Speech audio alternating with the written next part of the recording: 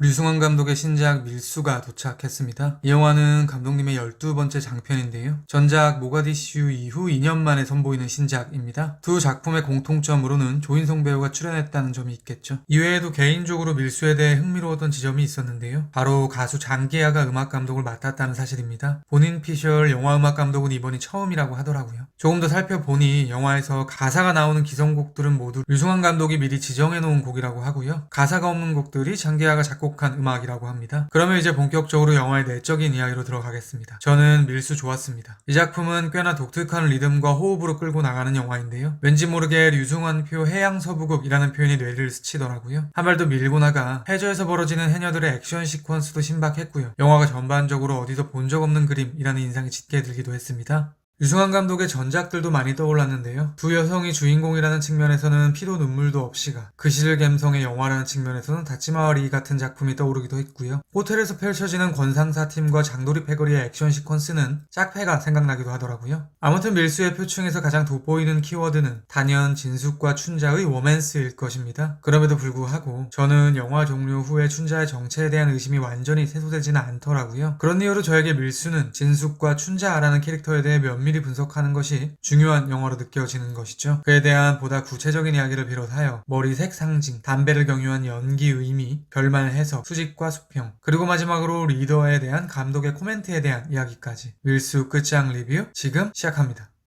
자, 동작 그만, 세관입니다.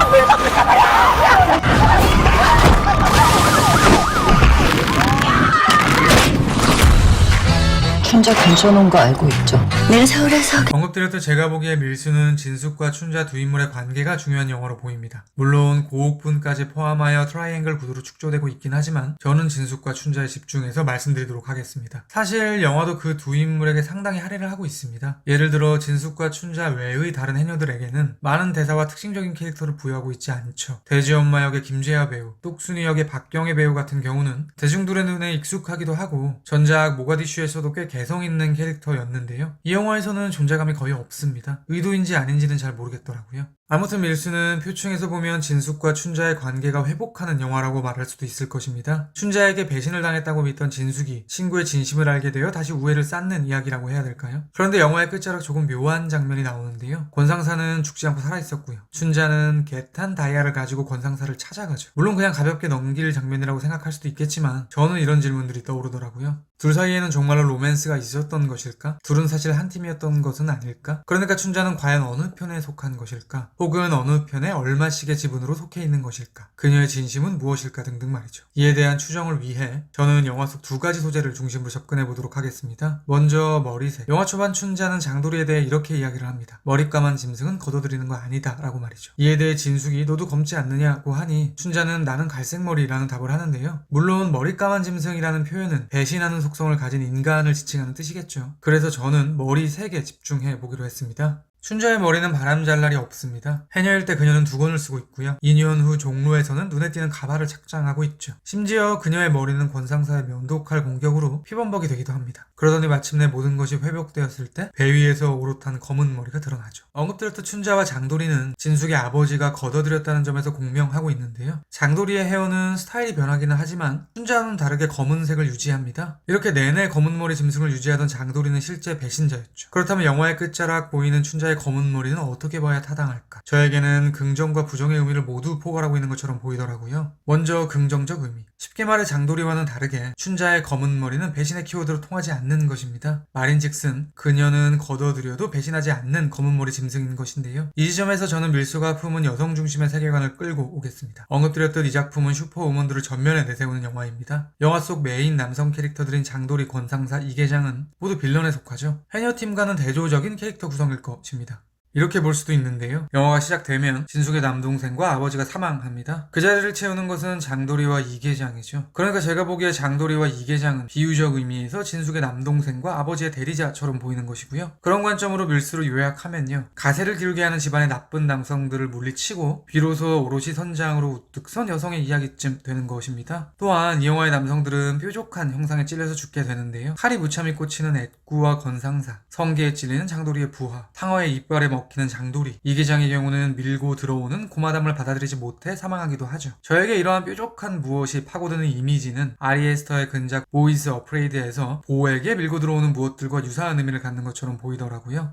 아무튼 이러한 이유들로 밀수는 여성 중심의 서사라는 필터로 볼 수도 있는 영화인 것인데요. 그렇게 본다면 춘자는 검은 머리임에도 불구하고 여성 전면의 세계관이기 때문에 문제가 없다라고 해석할 수도 있는 것입니다. 그런데 창작자는 영화 속에 지금까지 제가 드린 논지와는 완전히 반대로 곱씹어 볼 수도 있는 여지를 두고 있는데요. 우선 말씀드린 춘자와 건상사가 만나게 되는 의미심장한 결말이 그렇겠죠. 또한 춘자는 진숙에게 화해 제스처를 취하며 과거 그날의 진실을 고백합니다. 그러면서 이렇게 이야기하죠. 내가 왜 군천에 왔겠냐고 말이죠. 그 뒤에 생략된 워딩은 너와 화해를 하고 싶어서 혹은 너와의 관계를 바로잡고 싶어서쯤 될 것입니다. 그런데 솔직히 까놓고 말하면 춘자는 권상사에게 린치를 당하기 직전에 자신의 목숨을 부지하기 위해 내뱉은 곳이 군천이었습니다. 만약 그렇게 위험한 상황이 없었다면 그녀는 이곳으로 돌아오지 않았을 수도 있는 것이죠. 이뿐만 아니라 춘자는 과거 식모살이를 했을 때 자신을 겁탈하려는 집주인 아저씨를 찌르고 도망 나온 아픔이 있는데요. 정당방위의 여부를 차치하고 현상만 본다면 그녀는 검은머리 짐승이었던 과거를 가지고 있었다고 말할 수도 있는 것입니다. 이런 관점으로 본다면 다채로운 춘자의 머리 변화는 검은머리라는 정체를 숨기고 있는 인물에 대한 영화적 표현처럼 보이기도 하는 것이죠. 이렇게 밀수는 춘자라는 인물에 대해 양가적인 태도를 취하고 있는 것인데요. 이런 의식은 담배라는 키워드를 통해서도 표현되고 있습니다. 챕터 1의 마지막으로 그에 대한 이야기를 드리도록 하겠습니다. 저에게 밀수의 담배는 역시 긍정과 부정을 모두 포괄하는 장치로 보입니다. 담배는 진숙의 아버지가 하늘을 바라보며 어업이 예전만 못한 것에 대한 걱정에 잠겨 피우는 것이기도 하고요. 이계장이 고마담을 폭행한 뒤 분노로 머금으며 태운 것이기도 합니다. 또한 담배는 의미를 확장시키면 하얀 연기가 될 텐데요.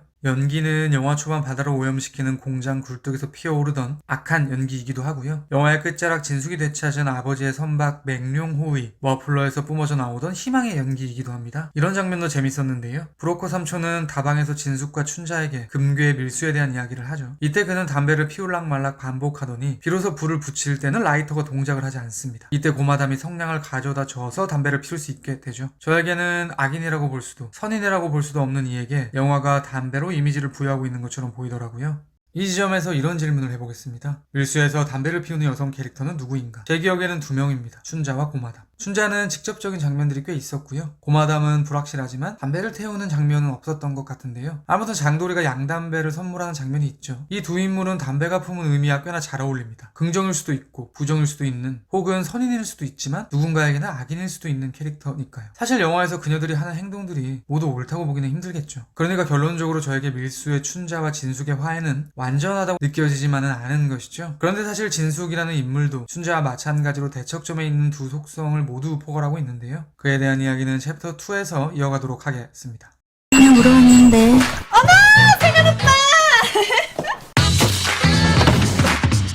거래 조건은 뿜빠이 괜히 물부터 줬다가 우리가 먹히면은?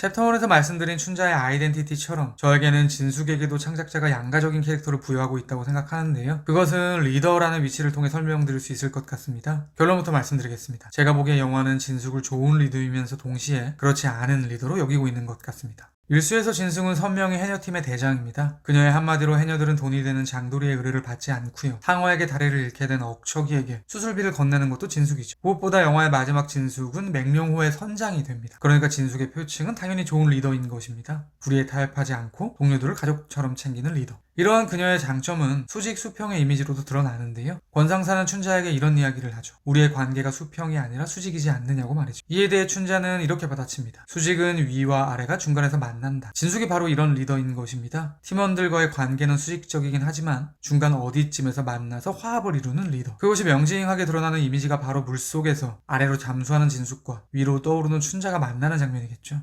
그녀들은 위와 아래라는 위계가 있긴 하지만 중간 어디쯤에서 만나기도 하고 위상이 역전되기도 합니다. 저는 이러한 묘사들이 영화가 진숙을 참된 리더로 여기는 근거가 될 수 있다고 생각합니다. 그럼에도 불구하고 진숙 역시 춘자와 마찬가지로 정반대의 관점으로 접근해 볼 수도 있는 인물인데요. 그게 초반 진숙은 옥살이를 하죠. 영화는 2년의 기간을 짧게 압축해서 보여줍니다. 이 기간 동안 면회를 오는 사람마다 춘자에 대한 낭설들을 한마디씩 건네죠. 그녀가 배신자였다고 말이죠. 그러니까 진숙이 춘자에게 원한을 품게 된 것은 결국 다른 사람들이 한 이야기들 때문인 것입니다. 그녀는 진실을 적극적으로 파헤치려고 하지도 않았고요. 단순히 측근들의 소문에 의거한 말만 듣고 절친을 배신자로 낙인 찍어 버린 것이죠. 춘자도 이렇게 이야기를 합니다. 너는 왜 나를 찾지 않았느냐고 말이죠. 춘자와의 오해가 풀리는 상황도 마찬가지입니다. 진숙이 미안하다고 용서를 구하게 된 이유도 물론 밀고자가 장돌이었다는 것에 대한 물증이 등장하긴 했지만 아무튼 모두 춘자의 리딩에 의거한 것입니다. 진숙은 춘자가 진심으로 돌아온 것인지 여부는 더 알아보려고 하지 않고 그녀를 신뢰해버리죠. 말하자면 진숙은 우직하고 동료를 살뜰히 챙기는 리더이면서 동시에 주변 환경을 필터링할 자정 능력이 없는 리더이기도 한 것입니다. 좋다면 좋지만 누군가에게는 좋지 않은 우두머리가 될 수도 있는 인물인 것이죠. 그렇다면 영화는 왜 이렇게 춘자와 진숙에게 모순적인 캐릭터를 부여했을까? 제가 보기에 그것이 바로 창작자 류승원의 태도인 것 같습니다. 전작 모가디슈에서 개인적으로 인상적인 개사가 있었는데요. 남한 대사 한신성은 북한 대사 리명수와의 대화 중 이런 워딩을 날리죠. 살아가다 보니 진실이 두 개인 경우가 많습디다 라고 말이죠.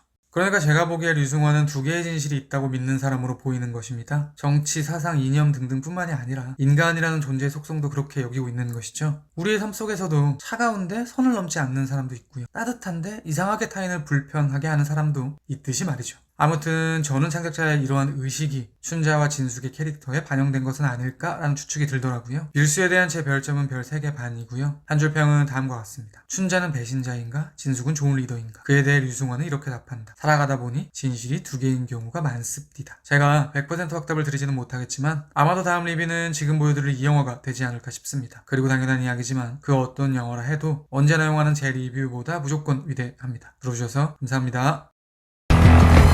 한번 도와주세요, 한수영. 내가?